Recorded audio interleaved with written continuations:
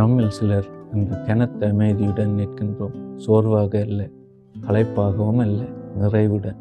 சில இடங்கள் பேசாமலே நம்மை மாற்றி விடுகின்றன. சில முகங்கள் இல்லாத போதும் நம்மை நேராக நிறுத்தி விடுகின்றன. நம்மை காத்து நிற்பவர்கள் எப்போதும் முன்னால் நடப்பதில்லை.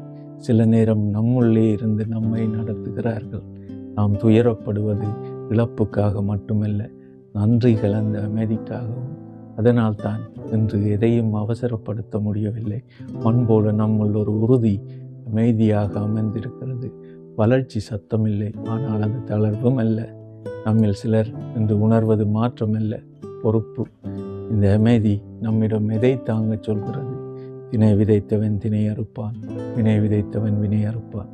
நான் தனராஜன், சுகப்படும் படுத்தும் விவசாயி. இது என் களப்பணி. உடல், மனம், ஆன்மா, ஒவ்வொரு விதியாக நாம் விதைக்கும் வித்துக்களிவை. நாம் விதைப்பதே நமக்கு அறுவடை.